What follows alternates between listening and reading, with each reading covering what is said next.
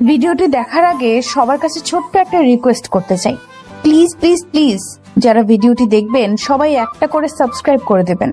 আপনাদের ভালোবাসা পেলে এমন ভিডিও আরো উপহার দিব। ভিডিওগুলো বানাতে অনেক কষ্ট হয় আমি জানি, এই ভিডিওটি অনেক মানুষই দেখবেন, তাই প্লিজ একটা করে সাবস্ক্রাইব করে দেবেন।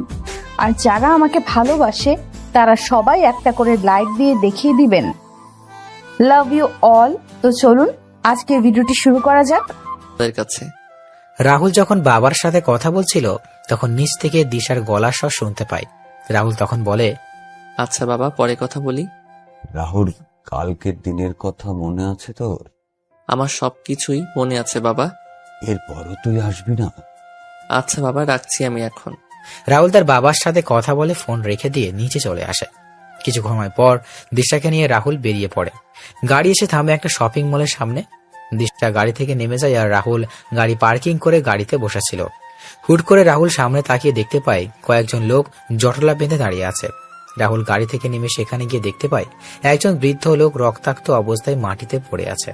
তখন লোকটিকে ধরে সবার উদ্দেশ্যে বলে, এই চাচার এমন অবস্থা হলো কি করে? একজন লোক মাটিতে পড়ে আছে আর আপনারা দাঁড়িয়ে দাঁড়িয়ে সেটা দেখছেন। কেউ কোনো কথা বলছে না। তখন রাহুল সিকিউরিটি গার্ডের সাহায্যে বৃদ্ধ লোকটিকে গাড়ির কাছে এনে তাড়াতাড়ি করে বৃদ্ধ লোকটা তার গাড়িতে তুলে দিয়ে গাড়ি ছোটালো হাসপাতালের দিকে। কিছু সময় পর হাসপাতালে পৌঁছে ডাক্তার বৃদ্ধ লোক দেখে তাড়াতাড়ি করে অপারেশন থিয়েটারে নিয়ে যায়। 40 মিনিট পর ডাক্তার অপারেশন থিয়েটার থেকে বের হয়ে রাহুলের সামনে এসে বলে, দেখুন, এই বৃদ্ধ চাচাকে অনেক বাজেভাবে আঘাত করা হয়েছে। একজন অমানুষ ছাড়া এমন কাজ করতে পারে না। চিন্তা নেই, উনি এখন বিপদমুক্ত। ডাক্তার, ওনার জ্ঞান কি ফিরেছে? না, 2 থেকে 3 ঘন্টা পর জ্ঞান ফিরবে। অনেক রক্ত বের হয়েছে, যার জন্য কিছুটা দুর্বল। ওনার ডান হাতটা ভেঙে গেছে। কয়েক মাস রেস্ট নিলে উনি সুস্থ হয়ে যাবেন। ওনাকে কেবিনে শিফট করা হয়েছে। জ্ঞান ফিরলেই দেখা করতে পারবেন। ধন্যবাদ ডাক্তার। ডাক্তার চলে যায়। রাহুল যখন বৃদ্ধ লোকের সাথে দেখা করতে যাবে তখনই রাহুলের ফোন বেজে ওঠে। রাহুল ফোন বের করে দেখতে পায় দিশা কল দিয়েছে। তাড়াতাড়ি করে ফোন রিসিভ করে শুনতে পায়, ওই চাকরের বাচ্চা চাকর, কই তুই? আমার গাড়ি নিয়ে কোথায় গিয়েছিস তুই? ম্যাডাম, আমি আসছি, আপনি 10 মিনিট অপেক্ষা করুন। 10 মিনিটের ভেতরে না এলে তোর খবর আছে কিন্তু। রাহুল ফোন রেখে গাড়ির কাছে এসে গাড়ি স্টার্ট দিয়ে শপিং মলের সামনে চলে যায়। রাহুল দেখতে পায় দিশা দাঁড়িয়ে আছে। দিশাকে দেখে মনে হচ্ছে অনেক রেগে আছে। দিশার সামনে গাড়ি থামিয়ে গাড়ি থেকে নেমে গাড়ির দরজা খুলে দিল। দিশা গাড়ির ভিতরে তাকিয়ে রাহুলের গায়ে ঠাস ঠাস করে থাপ্পড় বসিয়ে দিল। রাহুল বুঝতে পারছে না হঠাৎ করে দিশা কেন তাকে সবার সামনে এইভাবে থাপ্পড় মারছে। রাহুলের গালে হাত দিয়ে দিল, বলে, 10 মিনিটের আগেই তো আমি চলে এলাম, তাহলে মারলেন কেন? এই কুত্তার বাচ্চা, আমার গাড়ির সিটের রক্ত আসলো কি করে? কাকে আমার গাড়িতে খুন করেছিস বলতো? ম্যাডাম, কি বলছেন কি? আমি কেন শুধু শুধু খুন করতে যাব কাউকে? তাহলে আমার গাড়িতে রক্ত আসলো কি করে? আসলে ম্যাডাম, এই ফকিরের বাচ্চা, তুই কি আমার গাড়িকে পাবলিক গাড়ি পেয়েছিস? এই গাড়ির দাম জানিস তুই? তোর মতো 100 জন চাকরের জীবনের চেয়েও এই গাড়ির মূল্য অনেক বেশি। ম্যাডাম, কেউ বিপদে বা আঘাতপ্রাপ্ত হলে তাকে সাহায্য করা আমাদের সকলের দায়িত্ব। মানুষের জীবনের যে মূল্যবান আর কিছু নেই। চল বাসায়, আজকে তোর খবর আছে। দিশা কথাগুলো বলে গাড়ির সামনের সিটে বসে পড়ে আর রাহুল মাথা নিচু করে গাড়িতে এসে চালানো শুরু করলো। কিছু সময় পর বাসায় এসে গেলে দিশা গাড়ি থেকে বাসার ভিতরে প্রবেশ করে আর রাহুল গাড়ি পার্কিং করে আসে। মা বাবা কোথায় তোমরা? নিচে আসো। মা বাবা। কি হয়েছে? বাড়ি মাথায় তুলে নিচ্ছিস কেন? কিরে মা, এমন করে চিৎকার করছিস কেন? চিৎকার কি আর নিজের ইচ্ছায় করছি? ওই চাকরের বাচ্চা চাকর কি করেছে জানো তোমরা? কি করেছে রাহুল? আর তোমায় না বলেছি রাহুলকে চাকর বলবে না। বাড়ির চাকরকে চাকর বলবো না তো কি বলবো? দিশা, বাজে না বকে কি হয়েছে সেটা বলো। ওই চাকর আমার পুরো গাড়িতে রক্তের দাগ লেগে নিয়ে আসছে। আমার গাড়িটা নোংরা করে দিয়েছে ও। এটা তো ভালো কাজ করেছে রাহুল। আমি যদি রাহুলের জায়গায় থাকতাম তাহলে একই কাজ করতাম। কারণ মানুষ হলো সৃষ্টির সেরা জীব। মানুষের জীবনের মূল্যের চেয়ে আর কিছুর মূল্য এই পৃথিবীতে নেই। বাবা, তুমি বুঝতে পারছো না কেন বলো তো? ওই ফকিরের বাচ্চা আমার নতুন গাড়িটা নষ্ট করে দিয়েছে। আয় রাহুল, এইদিকে। হ্যাঁ আন্টি বলুন। আচ্ছা, এই বৃদ্ধ লোক এখন কেমন আছেন? যতটুকু জানি ওনার জ্ঞান ফিরেনি এখনো। ওনাকে খুব বাজেভাবে আঘাত করা হয়েছে। কি বা কারা এমন কাজ করেছে কিছু জানতে পারলি তুই? হ্যাঁ রাহুল। না আঙ্কেল, জানতে পারিনি। আন্টি আঙ্কেল, আমি একটা ভুল করে ফেলেছি। আসলে আজকে আমি ম্যাডামের অনুমতি না নিয়ে ওই বৃদ্ধ চাচাকে ওনার গাড়ি করে হাসপাতালে নিয়ে যাই, আর তখন রক্তের দাগ লেগে যায় সিটে। তবে চিন্তা করবেন না, আমি গাড়ি ভালো করে পরিষ্কার করে দিব। আমি কি তোর মতো ফকির নাকি যে আমি ওই সিট ব্যবহার করব? বাবা, আমি ওই নিয়ে যাব না। এখন থেকে ওই গাড়ি তুমি নিবে, আর তোমার গাড়ি আমি নিয়ে যাব। দিশা কথাগুলো বলে সেখান থেকে চলে যায়, আর রাহুল চুপচাপ দাঁড়িয়েছিল। তখন আরিফ চৌধুরী রাহুলের সামনে এসে রাহুলের কাঁধে হাত দিয়ে বললেন, তুই চিন্তা করিস না বাবা, আমি আর তোর আন্টি তোর সাথে আছি। আর এই 1 বছরে তোকে চিনেছি, তুই এমন কোনো কাজ করবি না যে কাজের দ্বারা কোনো সমস্যা হয়। যা রাহুল, রুমে যা তোর। দিশার চলচলন কেমন জানি রসাতলে চলে যাচ্ছে। এভাবে চলতে থাকলে দিশা খারাপ হতে বেশি দিন সময় লাগবে না। মেয়েটা দিন দিন খারাপ হয়ে যাচ্ছে। মেয়েটাকে কি করে যে বুঝাই, এভাবে জীবন চলবে না। দিশার বিয়ে দিতে হবে খুব তাড়াতাড়ি। কি বলছো কি তুমি এসব? আমাদের আদরে আদরে দিশা বাদর হয়ে যাচ্ছে। এমন মেয়েদের ঠিক করার জন্য বিয়েই দিতে হবে। তোমার এই বজ্জাত মেয়েকে বিয়ে করবে কে? সেটা রাতে খাবার টেবিলেই না হয়। রাতের বেলা দিশা তার বান্ধবীদের সাথে রুমে বসে আড্ডা দিচ্ছিল, আর রাহুলও জাহানারা বেগম রান্নাঘরে কাজ করছে। তখন দিশা নিচ থেকে বলে যায়, মা, আমাদের জন্য চিকেন ফ্রাই আর চিকেন ললিপপ আমার রুমে পাঠিয়ে দাও তো। আমি পারবো না, নিজে করে নিয়ে আয়। এই রাহুল ফকিন্নি, তুই তাড়াতাড়ি করে নিচে আয়, নিয়ে আয়। সময় 30 মিনিট মাত্র। ও কি মেশিন যে 30 মিনিটে হয়ে যাবে? এগুলো খেতে যত সহজ, সেগুলো তৈরি করতে অনেক কষ্ট। আচ্ছা, 1 ঘন্টা সময় দিলাম। আচ্ছা ম্যাডাম। দিশা চলে যায়, আর রাহুলের চিকেন ফ্রিজ থেকে বের করে নিয়ে দিশার বলে যাওয়া চিকেন ফ্রাই আর ললিপপ তৈরি করতে লাগলো। 50 মিনিট পর রাহুল কিছু তৈরি করে দিশার রুমের দিকে পা বাড়ায়। দিশা রুমের সামনে এসে কড়া নাড়ে। তখন দিশা বলে ভিতরে আসার জন্য। রাহুল ভিতরে গিয়ে খাবার ট্রেগুলো টেবিলে রেখে যেই চলে আসবে, তখনই দিশা বলে ওঠে, এই খাবারগুলো কি তোর মা আর বাবা আমাদের হাতে দিয়ে যাবে? মা বাবা দিবে কেন, আমি দিয়ে দিচ্ছি ম্যাডাম। রাহুল সবার হাতে খাবারের প্লেট দিয়ে রুম থেকে বের হয়ে যায়। নিচে এসে জাহানারা বেগমের সাথে রাহুল কাজে মন দিল। রাত 10টায় খাবার টেবিলে দিশা ও তার বান্ধবীরা বসে খাবার খাচ্ছে। তখন দিশার বান্ধবী মিথিলা বলে, আন্টি, আজকে চিকেন ফ্রাই আর ললিপপ গুলো অনেক ভালো হয়েছে। সত্যি আপনার হাতে জাদু আছে বলতে হবে। হ্যাঁ, আসলে মিথিলা, ওইগুলো আমি তৈরি করিনি। তাহলে কে তৈরি করেছে? ওইগুলো রাহুল তৈরি করেছে। রাহুলের হাতে জাদু আছে বলতে হবে। কি, একজন ছেলে হয়ে এমন সুস্বাদু রান্না করতে পারে? এটা বলতে পারো গড গিফটেড রাহুলের। আমার বাসার কাজ আমার থেকে রাহুল বেশি করে। খাওয়া দাওয়া শেষ করে মিথিলা সবার থেকে বিদায় নিয়ে বাইরে চলে আসে। মিথিলা দিশাকে উদ্দেশ্য করে বলে, দিশা, সত্যি তোরা অনেক লাকি রে, এমন একজন মানুষ পেয়েছিস। লাকি না ছাই।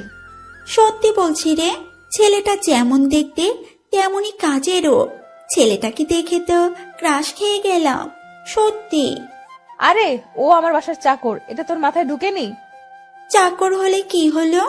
এইরকম ছেলে পেলে তো আমি ছেলেটাকে বিয়ে করে বসে থাকতাম, আর বাসার সকল কাজ ওকে দিয়ে করাতাম, তবে চিন্তা নেই।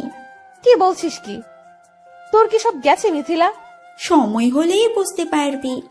আসি রে। মিথিলা চলে যায়। দিশা বাসায় এসে দেখতে পায় রাহুল আর তার বাবার কথা বলছে। তখন দিশা তার বাবার সামনে এসে বলে, বাবা, কি নিয়ে কথা বলছো তুমি ওই ফকিরের সাথে? দিশা, নিজের ব্যবহার ঠিক করো তুমি। কি কথা বলছো বললে না তো বাবা? কালকে তোমায় দেখতে আসছে, তারই কথা বলছি আমি। কি দেখতে আসছে মানে? তোমার বিয়ের কথাবার্তা চলছে, অনেকদিন নিজের মতো করে ঘোরাঘুরি তো করলে, এবার স্বামী সংসারের দিকে মনোযোগী হও। না, এটা হবে না। কেন হবে না? আর কত বাউন্ডুলের মতো ঘোরাঘুরি করবে তুমি? মা, বাবা, আমি একজনকে পছন্দ করি আর তাকেই বিয়ে করতে চাই। তুমি যাকে পছন্দ করো তার নাম হলো সাকিব খান। সে একজন মেয়েবাজ এবং জুয়ারি। সে তোমার থেকে মিথ্যে বলে অনেক টাকা নিয়েছে এবং সামনে আরো নেবে। বাবা, তুমি ওর নাম জানলে কি করে? তুমি একজন এমপির মেয়ে, এটা ভুলে যেও না কখনো দিশা। বাবা, আমি সাকিবকে ছাড়া কাউকে বিয়ে করব না। আমি যতদিন বেঁচে আছি ওই ছেলের সাথে তোমার বিয়ে হবে না। বাবা। দিশা, বাবা কি বলেছে শুনতে পাওনি? তুমি তো ভারী বেয়াদব হয়েছ। মা আর বাবার সাথে কেমন করে কথা বলতে হয় সেটা ভুলে গিয়েছো দেখছি। মা, কালকে থেকে তোমার বাইরে যাওয়া বন্ধ বলে দিলাম দিশা। বেশি বাড়াবাড়ি করলে কাজী ডেকে বিয়ে দিয়ে দেবো কিন্তু। খুব ভালো লাগে না। দিশা তার রুমে চলে যায়। রুমে গিয়ে ভাবতে থাকে, না, আমি সাকিবকে ছাড়া কাউকে বিয়ে করব না। সাকিবের জন্য আমি প্রয়োজন হলে বাড়ি থেকে পালাতেও, হ্যাঁ, আমায় পালাতে হবে। 1 মিনিট, তার আগে সাকিবকে কল দেই। হ্যালো সাকিব, কই তুমি? আমি তো এখন এয়ারপোর্টে যাচ্ছি। এয়ারপোর্টে মানে? হ্যাঁ, কিছু কাজে আমি আমেরিকা যাচ্ছি। কেন, কি হয়েছে জানেমান? সাকিব, বাবা আমার বিয়ে ঠিক করেছে আর কালকে আমার ছেলেপক্ষ দেখতে আসছে। কি বলছো কি? হঠাৎ করে এমন সিদ্ধান্ত কেন? জানি না, তবে আমার মনে হয় রাহুল বাবাকে কিছু উল্টাপাল্টা বুঝিয়েছে। সাকিব, আমি তোমায় ছাড়া কাউকে বিয়ে করতে পারবো না। তুমি এয়ারপোর্টে থাকো, আমি আসছি। না না, এখন এসো না তুমি। কেন সাকিব, তুমি বুঝতে পারছো না কেন? তুমি কালকে ছেলে পক্ষের যদি আমায় পছন্দ হয়ে যায় তাহলে আমাদের কি হবে? কিচ্ছু হবে না। তুমি পারবে তো এই কাজটা করতে? তুমি কিন্তু পারবে, আমি জানি। 3 মাস পর আমি আমার কাজ শেষ করে ফিরে আসছি। এখন বলো তুমি পারবে কিনা?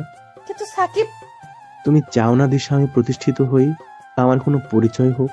আমি পারবো সাকিব। দিশা ফোন রেখে নিচে এসে তার মা বাবাকে উদ্দেশ্য করে বলে ওঠে, না বাবা, আমি রাজি। সত্যি বলছিস তুই মা? হ্যাঁ বাবা, সত্যি বলছি। আমি জানতাম আমার মেয়ে আমার কথা কখনো ফেলবে না। আচ্ছা, বাকি কথা পরে হবে। মা, আমার খুব ক্ষুধা পেয়েছে, তাড়াতাড়ি খাবার দাও। দিচ্ছি, আয় তোরা। রাহুল, তুইও আয়। আন্টি। রাহুল রান্নাঘরে জাহানারা বেগমের সাথে সকল খাবার নিয়ে এসে টেবিলে রাখছে।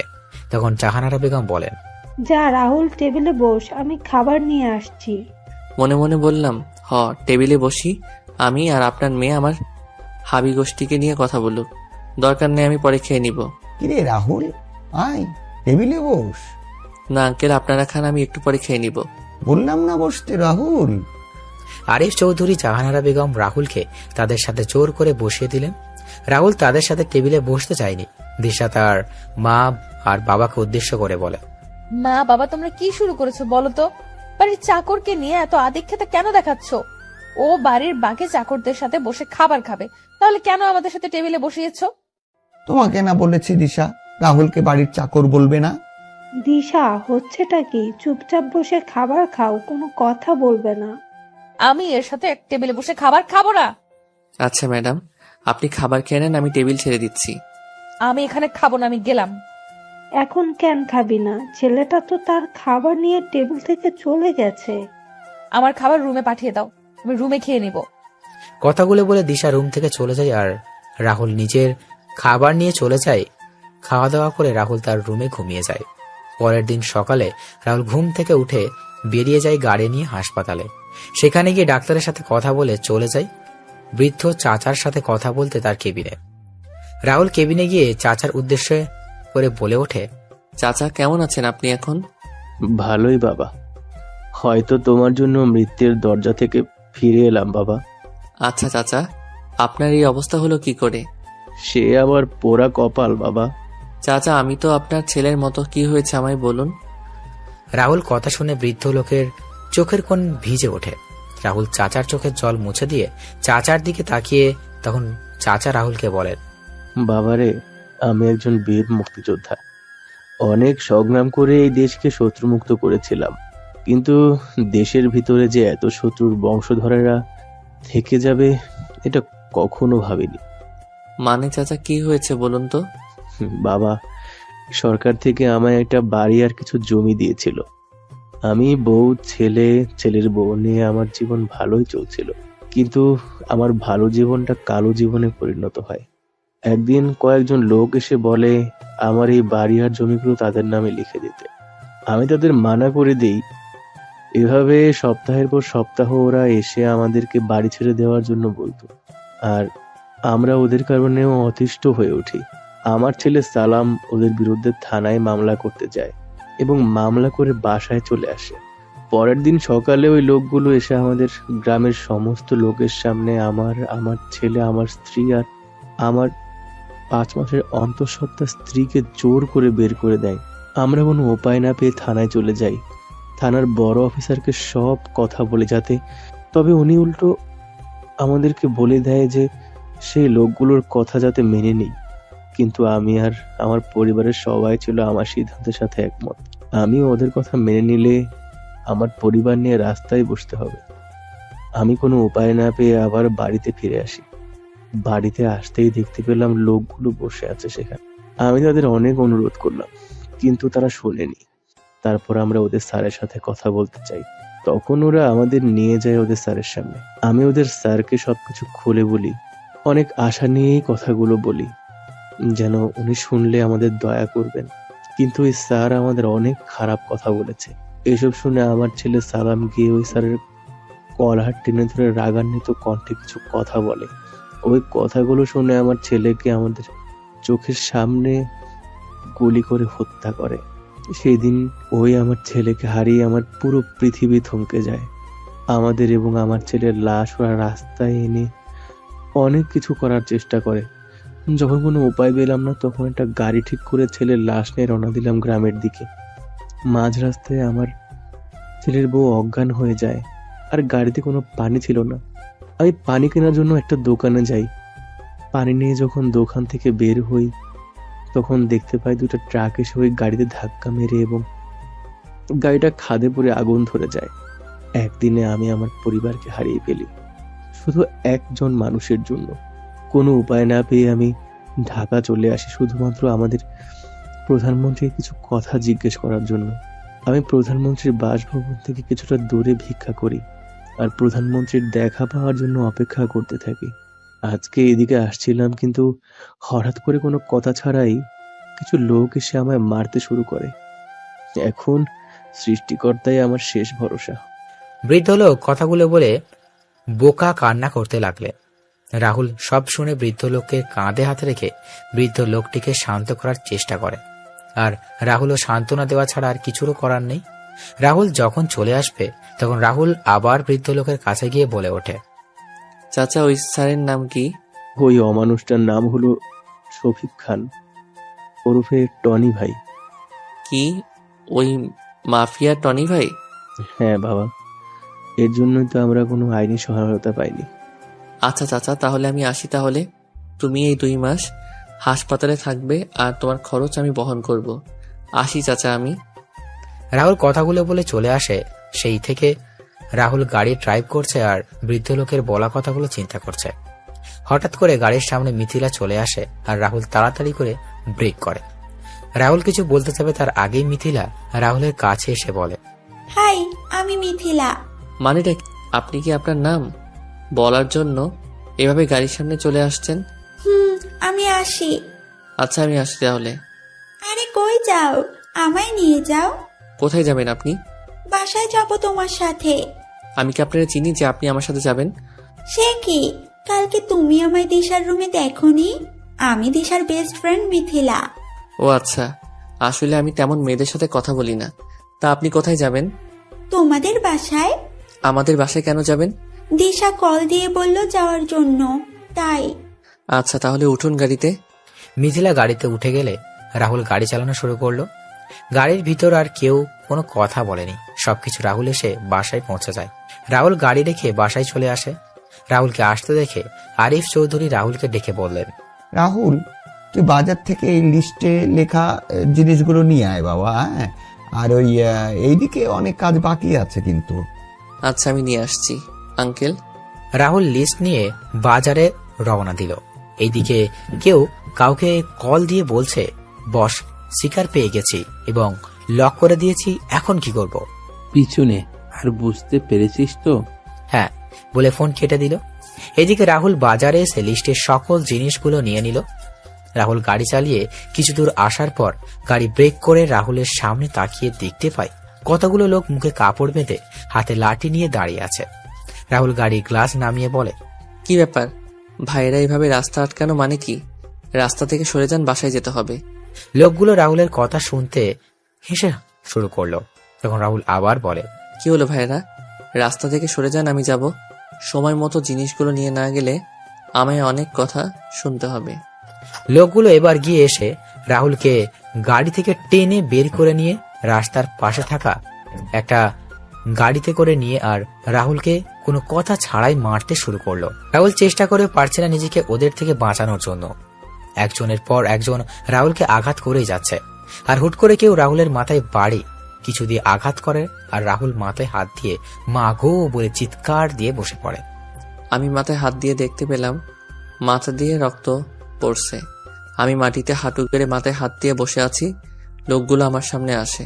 দুইটা ছেলে আমার বাম পাশ ও ডান পাশ থেকে জ্বলন্ত দুইটা রড আমার দুই হাতে ঢুকিয়ে দেয়। আমি ব্যথায় চিৎকার দিয়ে উঠি, ও মা, মা গো, একে তো ব্যথায় ব্যথা করছে, সাথে আমার দুই হাতে জ্বলন্ত ও বড় রড ঢুকিয়ে দিয়েছে। আমার যন্ত্রণা যেন বেড়ে যাচ্ছে। আমার চোখ বন্ধ হয়ে আসছে। চোখ বন্ধ হওয়ার আগে আমি দেখতে পেলাম দিশা ম্যাডাম আমার দিকে হাসতে হাসতে এগিয়ে আসছে। এক সময় আমার চোখ দুটো বন্ধ হয়ে যায় আর আমি মাটিতে লুটিয়ে পড়ি। দিশা এসে রাহুলের জ্ঞানহীন শরীরের উপর পা দিয়ে বলে ওঠে, বলেছিলাম ফকিরের বাচ্চা, তোকে আমার ব্যাপারে কথা বলতে আসবি না, কিন্তু তুই শুনলি না আমার কথা। এবার বুঝ আমার কথা না শোনার পরিণাম কি হয়। দিশা কথাগুলো বলে রাহুলের জ্ঞানহীন দেখে লাথি দিয়ে তার লোকেদের নিয়ে চলে যায়। এদিকে আরিফ চৌধুরী রাহুলকে কল দিয়ে যাচ্ছেন, কিন্তু কেউ রিসিভ করছেন না। এইদিকে ছেলেপক্ষ চলে আসে দিশাকে দেখতে। আরিফ চৌধুরীও ব্যস্ত হয়ে পড়েন তাদের সাথে। আমি চোখ খুলে দেখতে পেলাম একটা বেডে শুয়ে আছি। চারপাশে তাকিয়ে ভালো করে তাকিয়ে দেখলাম আমার পাশের বেডে সেই বৃদ্ধ চাচা আমার দিকে তাকিয়ে আছেন। কি রে বাবা, এখন কেমন লাগছে তোর? ভালো লাগছে। মাথায় প্রচন্ড ব্যথা করছে। হাত নাড়াতে গিয়েও হাত নাড়াতে পারলাম না। হাতেও ব্যথা করছে প্রচুর। আশ্চর্যের বিষয় হলো আমি আমার শরীরে প্রচন্ড ব্যথা অনুভব করছি, যা কাউকে বলে বোঝাতে পারবো না। তোর এই অবস্থা কি করলো বাবা? আর একটু হলে তো তোর দুই হাত একেবারের জন্যই হারিয়ে ফেলতি, নিজের প্রাণটাও তো হারিয়ে ফেলতে পারতি। আচ্ছা চাচা, আমি এখানে আসলাম কি করে? জানি না, তবে সেটা ডাক্তার বলতে পারবে। রাহুল আর বৃদ্ধ চাচা যখন কথা বলছিল তখনই ডাক্তার কেবিনে প্রবেশ করে। ডাক্তার রাহুলের কাছে এসে রাহুলকে পরীক্ষা করে বলেন, তোমাকে প্রথমে দেখে তো খুব ভয় পেয়ে গিয়েছিলাম, তা এখন কেমন লাগছে তোমার? ভালোই ডাক্তার, তবে আমার শরীরের প্রচন্ড ব্যথা করছে। আচ্ছা, ও হ্যাঁ, এই নাও তোমার ফোন। আঙ্কেল নামে একটা নাম্বার থেকে কয়েকবার কল এসেছিল, তারপর আমি কল রিসিভ করে তোমার অবস্থা ওনাদের জানিয়ে দেই। হয়তো কিছু সময় পর ওনারা চলে আসবেন। ডাক্তার, আমি এখানে আসলাম কিভাবে? আমি যখন আমার বাসায় যাচ্ছিলাম তখন তোমার অচেতন ও রক্তাক্ত অবস্থায় রাস্তার পাশে পড়ে থাকতে দেখি, তারপর তোমার এখানে নিয়ে আসি। আচ্ছা, এই অবস্থা হলো কি করে তোমার? আসলে রাস্তায় আমি কয়েকজন ছিনতাইকারী হাতে পড়ি আর তাদের সাথে হাতাহাতির এক পর্যায়ে এমন হয়। তাই বলে তোমার হাতে জ্বলন্ত রড ঢুকিয়ে দেবে? এটা আমার বিশ্বাস হচ্ছে না। সাথে তোমার তো খুব বিষাক্ত বিষ দেওয়া হয়েছিল, যা মানবদেহে খুব তাড়াতাড়ি ছড়িয়ে পড়ে। তবে তোমার ভাগ্য ভালো যে তুমি এই যাত্রায় বেঁচে গিয়েছো। আচ্ছা, আমার ঠিক করে বলো তো কি হয়েছে তোমার সাথে? ডাক্তার, সত্যিই তো বললাম। আপনাকে মিথ্যা বলে লাভ কি আমার? আপনি বলুন, কেউ কি ইচ্ছে করে নিজের এতটা ক্ষতি করবে? আর বিষের ব্যাপারটা তো আমার অজানা। কেবিনে তখন প্রবেশ করেন আরিফ চৌধুরী, জাহানারা বেগম, দিশা আর মিথিলা। আরিফ চৌধুরী ডাক্তারকে বলেন, ডাক্তার, এখন রাহুল কেমন আছে? স্যার, চিন্তার কোনো কারণ নেই। রাহুল এখন বিপদমুক্ত। তবে আর কিছুক্ষণ পর রাহুলের সাথে দেখা হলে রাহুলের হাত দুটো কেটে ফেলতে হতো। হয়তো রাহুল আমাদের মাঝ থেকে, বুঝতেই পারছেন তো। কি বলছেন কি ডাক্তার আপনি? হ্যাঁ ম্যাডাম, আমি ঠিক বলছি, কারণ ছেলেটার দুই হাতে কারা যেন জ্বলন্ত রড ঢুকিয়ে দিয়েছে, সাথে রাহুলকে কেউ অনেক বিষাক্ত বিষ দিয়ে মেরে ফেলতে চেয়েছিল। এই বিষ তো আমাদের বাংলাদেশ থেকে ব্যান্ড করা হয়েছে, তাহলে এটা আসলো কি করে? রাহুল, কারা ছিল? তুই কি তাদের দেখেছিস? শুধু বল আমায়, তুই দেখ আমি কি ব্যবস্থা ওদের করি। আমি একবার দিশা ম্যাডামের দিকে তাকালাম, দেখলাম ম্যাডাম কিছুটা ভয় পেয়ে আছে। ম্যাডাম একবার আর চোখে আমার দিকে আর একবার আঙ্কেলের দিকে তাকাচ্ছে। কি রে রাহুল, তোর আঙ্কেল তোকে কি জিজ্ঞাসা করছে বলবি তো? আসলে আঙ্কেল আন্টি ওদের মুখে কাপড় বাঁধা ছিল, আমি ঠিক করে দেখতে পাইনি। আচ্ছা আচ্ছা, আমি দেখছি। ডাক্তার, আপনি রাহুলকে কোথায় পেয়েছিলেন? আমি রাহুলকে ওই বাইপাস রাস্তার পাশে অজ্ঞান অবস্থায় পেয়েছিলাম। আঙ্কেল বাদ দাও না, যা হওয়ার সেটা হয়ে গেছে তো। তুই বুঝতে পারছিস না? আর একটু হলেই তো তোর কত বড় ক্ষতি হয়েছে তো। দিশা রাহুলের কথা শুনে বেশ অবাক হয়ে যায়। দিশা মনে মনে বলছে, আমরা তো রাহুলকে মেরে ওই বাড়িতে ফেলে রেখেছিলাম, তাহলে বিষ দিল কে রাহুলকে? আর কে করতে চাইছে এমনটা? তাহলে কি কেউ আমাকে ফাঁসানোর চেষ্টা করছে? কে করবে এমনটা? ছাই, যাই হোক, রাহুল মরলেই তো আমার লাভ। ডাক্তার আর আরিফ চৌধুরী বাইরে চলে যান। মিথিলা একবার রাহুলের দিকে আর একবার দিশার দিকে তাকিয়ে রাহুলের পাশে গিয়ে কানে কানে বলে, তা ছিনতাইকারী কি শুধু ছেলে ছিল, না সাথে মেয়েও ছিল? মানে? বলেছি যে ছিনতাইকারী কি শুধু ছেলে ছিল, না সাথে মেয়েও ছিল? মেয়ে হতে যাবে কেন? ছেলেই তো ছিল। ও আচ্ছা, আমি আরো ভাবলাম। কি ভাবলেন? কিছু না। দিশা কিছুক্ষণ চলে যায় বাসায়। রাহুল জাহানারা বেগমকে উদ্দেশ্য করে বলে, আন্টি আজকে কি ছেলে পক্ষ এসেছিল ম্যাডামকে দেখতে? হ্যাঁ এসেছিল, আর দিশাকে তাদের পছন্দ হয়েছে। 15 দিন পর দিশার বিয়ে ঠিক করা হয়েছে, কিন্তু এখন দেখছি বিয়ে পিছিয়ে দিতে হবে। কেন আন্টি, বিয়ে পিছিয়ে নেবেন কেন? তোর এই অবস্থা, তোর শরীর ঠিক হলেই দিশার বিয়ে হবে। তোর এই অবস্থায় বিয়ে হবে কি করে? তুই ছাড়া আমাদের সব দিক কে খেয়াল রাখবে বল? তোর আঙ্কেলের অবস্থা এখন বেশি ভালো না, সব দিক দেখাশোনা কে করবে? তুই রেস্ট নে, আমি আসছি, দেখি ডাক্তার কি বলে। জাহানারা বেগম কেবিন থেকে বের হয়ে যান। রাহুলও চোখ বন্ধ করে শুয়েছিল। তখনই মিথিলা রাহুলের পাশে বসে বলে, আচ্ছা, তুমি কেমন ছেলে মানুষ? হ্যাঁ, মানে? তুমি নিজেকে বাঁচাতে পারলে না? একা মানুষ কয়েকজনের সাথে লড়াই করবো বলুন তো? সেটা ঠিক। আচ্ছা, তোমার পরিবারে কে কে আছেন? বাবা, ভাবি আর ছোট একটা ভাতিজা এখানে আছেন, তারা গ্রামে থাকেন। তোমার মা আর ভাই? বেঁচে নেই। সরি। আচ্ছা, তোমার গার্লফ্রেন্ড আছে? হাসছো যে? আমার মতো একজন চাকরের আবার গার্লফ্রেন্ড আসবে কোথা থেকে? মানুষের জুতার বাড়ি লাঠির বাড়ি খেয়ে আমার দিন যাচ্ছে, আর দরকার নেই এমন কিছুর। তাই বলে কি, এখনের ডিজিটাল যুগে ছেলেদেরও গার্লফ্রেন্ড থাকে অনেক। আর তোমার? রাহুল আর মিথিলা কথা বলছিল, তখনই দিশা কেবিনে আসে আর বলে ওঠে, ওর মতো ফকিন্নির গার্লফ্রেন্ড আসবে কোথা থেকে? কোনো মেয়েই বা ওর দিকে তাকাবে? ফকিন্নি কোথাকার। মিথিলা চল তো। দিশা, ওর সাথে এমন করছিস কেন? দেখছিস ছেলেটার অবস্থা কেমন, তারপরও বলছিস তুই? এরকম চাকর মারা গেলে আমার কিছুই না। ও আচ্ছা ম্যাডাম, আমি আপনার কি এমন ক্ষতি করেছি যার জন্য আমার সাথে এমন করছেন? তুই বাবাকে আমার আর সাকিবের ব্যাপারে বলেছিস, আর বাবা আমার বিয়ে ঠিক করেছে। এর মাসুল তো তোকে ভোগ করতেই হবে। আমিও তো তোকে দিশা বলেছি সাকিব ছেলেটা ভালো না, তারপরও তুই বুঝতে চাইছিস না। মিথিলা, তুইও দেখছি ওই ছোট লোকের সাথে তাল মেলাচ্ছিস।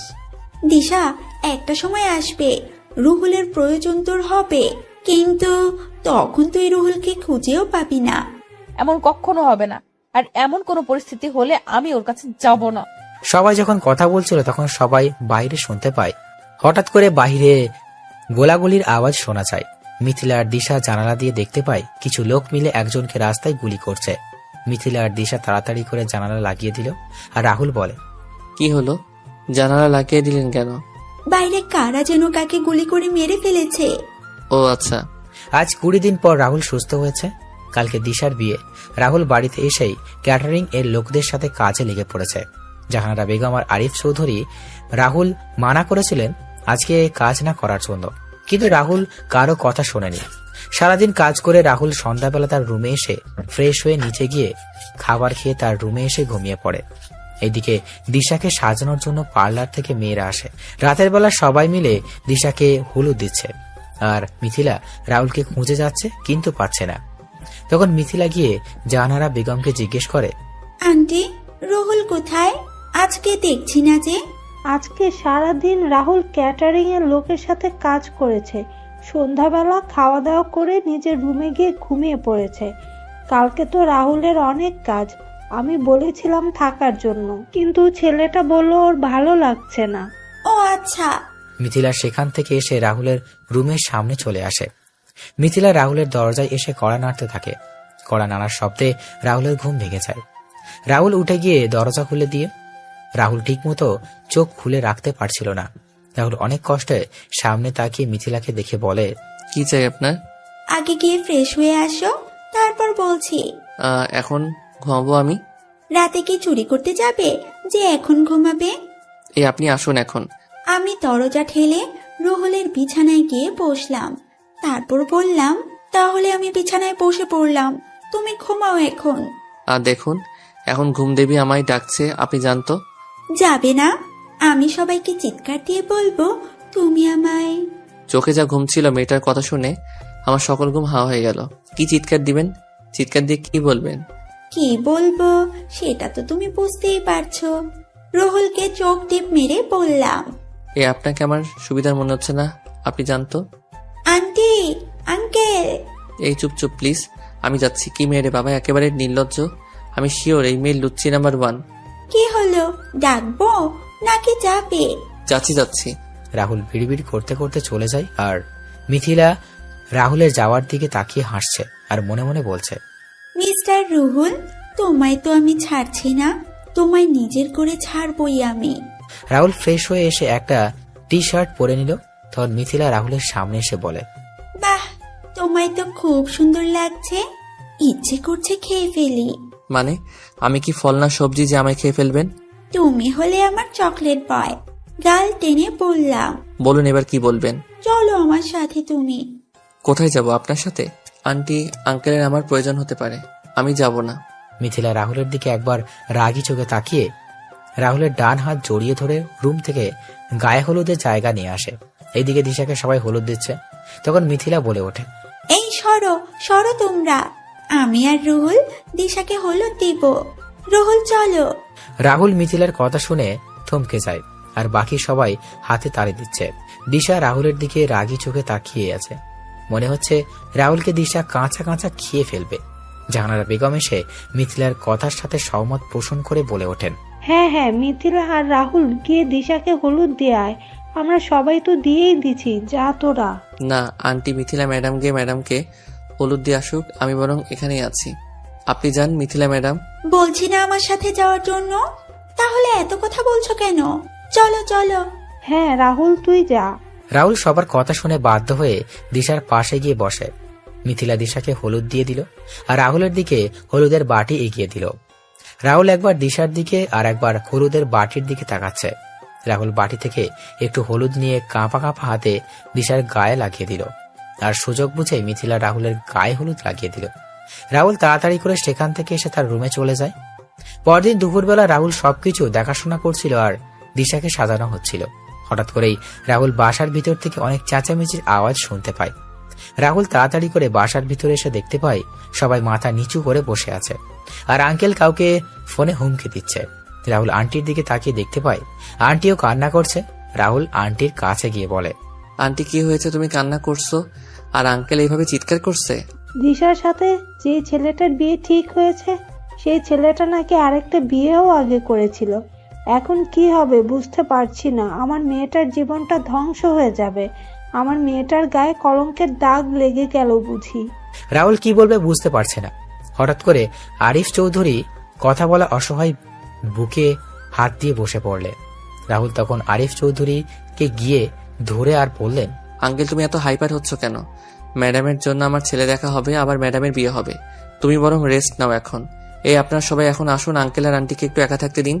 না, সবাই কোথাও যাবে না, সবাই এখানে থাকবে, আমি আসছি। কিন্তু আঙ্কেল। আরিফ চৌধুরী কোনো কথা না বলে তার ফোন নিয়ে বাসার বাইরে চলে যান। বাসার ভিতর নীরবতা বিরাজ করছে। 20 মিনিট পর আরিফ চৌধুরী বাসায় এসে বলেন, আজকে আমার মেয়ের বিয়ে হবে, সবাই একটু অপেক্ষা করুন। কি বলছো কি তুমি? এত তাড়াতাড়ি তুমি ছেলে পেলে কোথায়? ছেলে তো আমাদের সামনেই আছে, রাহুল। রাহুল? হ্যাঁ, আমি আমার মেয়েকে রাহুলের সাথেই বিয়ে দেব। কি? না না, এটা হয় না আঙ্কেল, আমি পারবো না। আমায় ক্ষমা করে দিবেন, আমি আপনার কথাটা রাখতে পারবো না। কেন পারবি না তুই? দেখ রাহুল, তোকে তো আমরা আমাদের ছেলের মতোই দেখে আসছি, তাহলে তুই কেন পারবি না? আন্টিয়া। রাহুল কিছু বলার আগেই রাহুলের ফোন বেজে ওঠে। রাহুল ফোন বের করে দেখতে পায় তার বাবার ফোন। রাহুল ফোন রিসিভ করে বলে ওঠে, হ্যাঁ বাবা বলো। রাহুল, তুমি বিয়েটা করে নাও। আমার আর তোমার ভাবির মেয়ে পছন্দ হয়েছে, আর 1 সপ্তাহ পর তুমি বাড়ি ফিরে আসবে। কিন্তু বাবা। বললাম না আমি, আমার কথার যেন আর কোনো নড়চড় না হয়। আর তুমি আমাদের গ্রামের নতুন বাড়িতে চলে আসবে, আমরা সেখানেই আছি। রাহুলের বাবা কথাগুলো বলে ফোন রেখে দিলেন। আর রাহুল হ্যাবলার মতো তাকিয়ে দাঁড়িয়ে আছে। তোর আরিফ চৌধুরী রাহুলের কাছে এসে বলে, রাহুল বাবা, তুই পারিস এরকম বিপদ থেকে আমায় বাঁচাতে? প্রয়োজন হলে আমি তোর পায়েও ধরতে পারি, তবু বাবা তুই রাজি হয়ে যা। আঙ্কেল কি বলছো কি? কিন্তু ম্যাডাম। দিশা, আমাদের কথার অবাধ্য হবে না, এখন তুই বল বাবা। কি আর করবো, নিজের অমতের বিরুদ্ধে মত দিতে হলো আমায়। আমি রাজি। তারপর রাহুলকে বরের বেশে সাজিয়ে এনে বিয়ে শুরু করা হয়। রাহুলের বিয়ের দিকে কোনো মনোযোগ ছিল না। রাহুল ভাবছে অন্য কিছু। ভালোভাবে বিয়ের সকল কাজ সম্পন্ন হয়। রাহুল মিথিলাকে আজকে কোথাও বিয়ের সময় দেখতে পায়নি। রাতের বেলা রাহুল দিশার সামনে বসেছিল, তখনই দিশা রুমে আসে। আর বাকিটুকু তো আপনারা জানেন। বর্তমান আপনাদের সাথে কথা বলতে বলতে রাত প্রায় পেরিয়ে গেছে, এখন ঘুমিয়ে পড়ি, সকালে কথা হবে। পরের দিন সকালে রাহুল ঘুম থেকে উঠে সকালের নাস্তার জন্য তৈরি করার জন্য রান্নাঘরে চলে যায়। রাহুল নাস্তা রেডি করে তার আগের রুমে গিয়ে ফ্রেশ হয়ে জামা কাপড় পরে নেয়। রাহুল যখন রুম থেকে বের হতে যাবে তখনই রাহুলের ফোন বেজে ওঠে। রাহুল ফোন রিসিভ করে কিছু কথা শুনতে পায়। তখন রাহুল বলে, আচ্ছা আমি আসছি। রাহুল কোনো কথা না বলে বাসা থেকে গাড়ি নিয়ে বেরিয়ে পড়ে। এইদিকে জাহানারা বেগম ঘুম থেকে উঠে দেখতে পান নাস্তার টেবিল আগে থেকেই সাজানো। নাস্তা দেখে জাহানারা বেগম বুঝতে পারেন এটা রাহুলের কাজ। জাহানারা বেগম রাহুলকে পুরো বাসা খুঁজেও পেলেন না। জাহানারা বেগম তখন দেখতে পেলেন সদর দরজা খোলা। সিকিউরিটি গার্ডের থেকে জানতে পারেন রাহুল তাড়াহুড়ো করে বাসা থেকে একটি ব্যাগ নিয়ে বের হয়ে গেছে। জাহানারা বেগম এবং কিছু একটা চিন্তা করে দিশা রুমের দিকে এগিয়ে গিয়ে দেখতে পান দিশা রুমের দরজা খোলা আর দিশা ঘুমোচ্ছে। দিশা রুমে গিয়ে ঢুকতেই দেখতে পেলেন সোফায় বালিশ আর কথা পড়ে আছে। এবার জাহানারা বেগম দিশার কাছে গিয়ে দিশাকে ডাকতে থাকেন। তখন দিশা ঘুমন্ত কণ্ঠে বলে ওঠে, কি হয়েছে মা, এত সকাল সকাল ডাকছো কেন? রাহুল কোথায়, আর বালিশ কাঁথা সোফায় কেন? কি রে মা, কি হয়েছে তোর? দিশা মা, শান্ত হ, তুই বল আমাদের কি হয়েছে। দিশা কোনো কথা বলছে না, শুধু কান্না করে যাচ্ছে। দিশা একসময় চিৎকার দিয়ে নিচের চুল টেনে ধরে বসে পড়ে। দিশা তখন তার মা আর বাবার উদ্দেশ্য করে বলে, রাহুল কোথায়? রাহুল তো মিথিলার সাথে খুব সকালে বের হয়ে গেছে। মিথিলার সাথে বের হয়েছে মানে? হ্যাঁ, মিথিলার সাথে বের হয়ে গেছে। আচ্ছা রাহুল বাসায় আসুক, তারপর না হয় সব জানতে পারবো। এখন তোমরা আমার রুম থেকে বের হও, যাও, আমি একা থাকবো। জাহানারা বেগম আর আরিফ চৌধুরী বের হয়ে যান দিশার রুম থেকে। এইদিকে রাহুল নাস্তা এনে মিথিলা আর মিথিলার মাকে খেতে বলে, কিন্তু তারা খাবে না। রাহুলের জোরাজুরির কাছে হার মেনে নাস্তা খেতে হলো দুইজনকে। সারাদিন কেটে যায় এইভাবে। সন্ধ্যাবেলা মিথিলার বাবা মা আর মিথিলাকে তাদের বাড়িতে পৌঁছে দিয়ে রাহুল বাসায় চলে আসে। বাসায় এসে রাহুল যখন রুমে যাবে তখন আরিফ চৌধুরী রাহুলের সামনে এসে রাহুলের গায়ে ঠাস ঠাস করে থাপ্পড় বসিয়ে দিয়ে বলে ওঠেন, রাহুল, তোকে তো আমি নিজের ছেলের মতোই মনে করতাম, তাহলে তুই আমার মেয়ের জীবন নিয়ে এভাবে ছিনিমিনি খেললে কি করে? তোকে সবার থেকে আলাদা মনে করেছিলাম, কিন্তু তুইও বাকি ছেলেদের মতো বের হলি। ছোট আব্বু, কি বলছো এসব তুমি? আমি কিছু বুঝতে পারছি না। রাহুল, তুমি আমাদের বিশ্বাসের প্রতিদান এভাবে দিবে আমরা কখনো ভাবতে পারিনি। ছোট আব্বু, ছোট আম্মু, কি বলছো তোমরা? কথাগুলো বলে আমি ম্যাডামের দিকে তাকালাম। দেখলাম ম্যাডামের চোখগুলো ফুলে আছে। আমি ম্যাডামের সামনে যেতেই ম্যাডাম আমার গালে তার পায়ের জুতো খুলে মারতে লাগলো আর বলতে লাগলো, আমি বাবাকে বলেছিলাম তোর মতো ছোট লোকের সাথে আমায় বিয়ে না দিতে, কিন্তু বাবা আমার কোনো কথাই শোনেনি। আসলে তোর মতো ছোট লোকের কোনো যোগ্যতা নেই আমার স্বামী হওয়ার। তুই আমায় বিয়ে করে আমার বান্ধবীর সাথে ফষ্টি নষ্টি করছিস, সাথে আরো মেয়েদের সাথেও, আবার সেগুলো ভিডিও করছিস। রাহুল কিছু বুঝতে পারছিল না, তাই আঘাতগুলো সহ্য করে নিচ্ছিল। তখন দিশার শেষ কথা শুনে বলে, ভিডিও মানে? তখন আরিফ চৌধুরী রাহুলের সামনে একটা ভিডিও দেখিয়ে বলে, ঘরে বউ রেখে এইসব করতে তোর লজ্জা করলো না? তুই কালকে সকালের ভিতর আমার বাসা ছেড়ে চলে যাবি, আর ডিভোর্স পেপার খুব তাড়াতাড়ি পেয়ে যাবি। ছোট আব্বু আমার কথাটা শুনে একটিবার, আমি এরকম কাজ করিনি, কেউ আমায় ফাঁসিয়ে দিচ্ছে। ঠাস ঠাস, কোনো কথা বলবি না ছোট লোক। আমার বাড়ি থেকে এক্ষুনি বের হয়ে যা তুই। ছোট আব্বু একটা কথা শোনো, তোমরা যে কারণে আমায় আঘাত করলে আর নানান কথা বললে সেইগুলো সম্পূর্ণ মিথ্যা। সত্যি একদিন সবার সামনে আসবে, ডিভোর্স পেপার খুব তাড়াতাড়ি দিয়ে দিব আপনার মেয়েকে আঙ্কেল। রাহুল কথাগুলো বলে সেখান থেকে তার রুমে চলে আসে।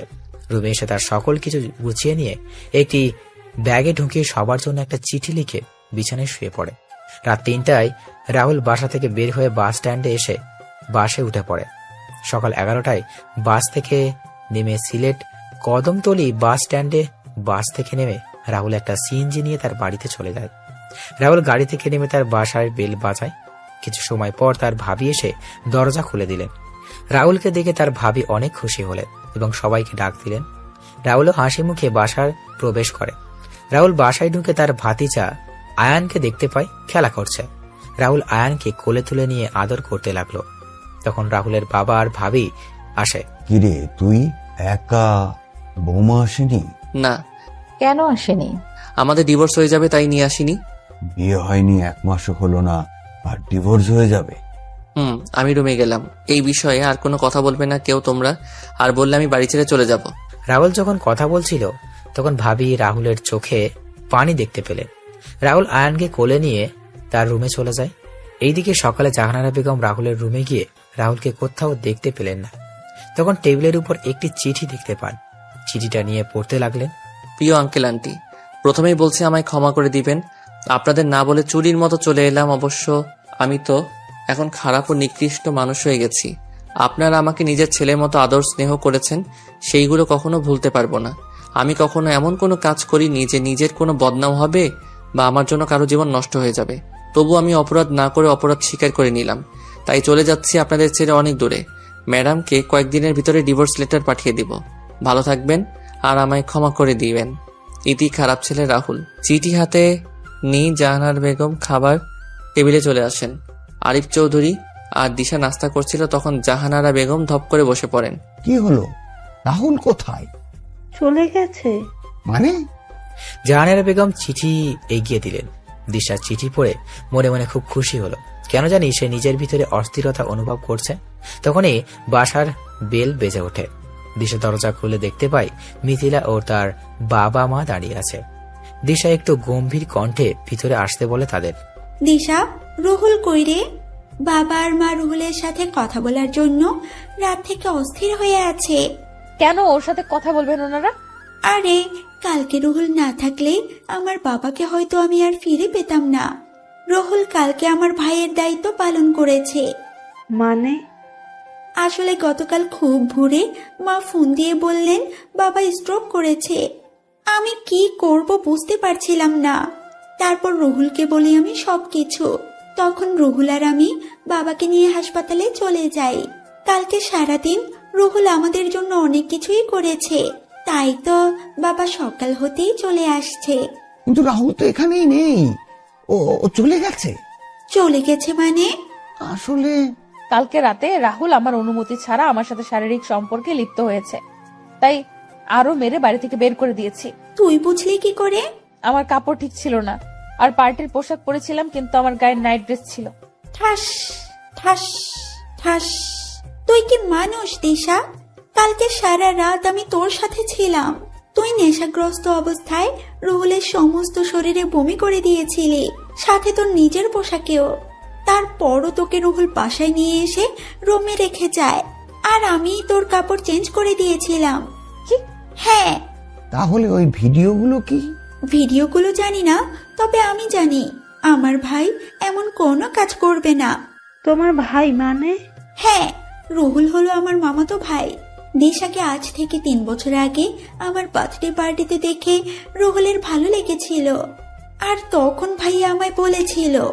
তারপর ভাইয়া ছদ্মবেশে আপনাদের এখানে কাজে আসে। ভাইয়া তোকে চিঠি লিখতো প্রতিদিন, আর সেই চিঠিগুলো আমি তোকে নিয়ে দিতাম। ভাইয়া তোকে সরাসরি বলতে চায়নি সে তোকে ভালোবাসে, কারণ তুই যদি মানা করে দিতি। তাই ভাইয়া চেয়েছিল তোর মনে নিজের জন্য জায়গা করে নিয়ে তোর সামনে আসবে। কিন্তু একদিন সাকিব সামনে চলে আসে আর বলে সে চিঠিগুলো দিয়েছে, আর তুইও সাকিবকে হ্যাঁ বলে দিয়েছিস। ভাইয়া তোকে এতই ভালোবাসতো যে তোর শত অপমান সহ্য করে এই বাড়িতে 2 বছর কাটিয়ে দিল। তবে ভালো করেছিস তুই ভাইয়াকে এইরকম একটা অপবাদ দিয়ে তাড়িয়ে দিয়ে। তুই মিথ্যা বলছিস তাই না মিথিলা, নিজের ভাইকে বাঁচানোর জন্য? তোর কাছে কি এমন প্রমাণ আছে যে তোর ভাই নির্দোষ? প্রমাণ এই দেখ ছবিগুলো, ভাইয়া তো তোকে এগুলোই দিত। আমি তোকে অনেকবার বোঝাতে চেয়েছিলাম কিন্তু তুই বুঝতে চাসনি। আর আমার ভাইয়া কোনো ছোট লোক না, আমার ভাইয়া একজন বিসিএস ক্যাডার। তোর সাথে আজ থেকে আমার আর কোনো সম্পর্ক নেই। ভালো থাকিস। আর আমি ভাইয়াকে বলবো তাড়াতাড়ি করে তোকে ডিভোর্স দিয়ে দেওয়ার জন্য। তোর থেকে অনেক ভালো মেয়ে দেখে আমার ভাইয়ার বিয়ে দিব। বাবা মা চলো, এখানে আর 1 মিনিটও না। মিথিলা চুপ miss Disha, enough is enough. তুই আমার ভাইয়াকে মেরে ফেলতে চেয়েছিলি দিশা?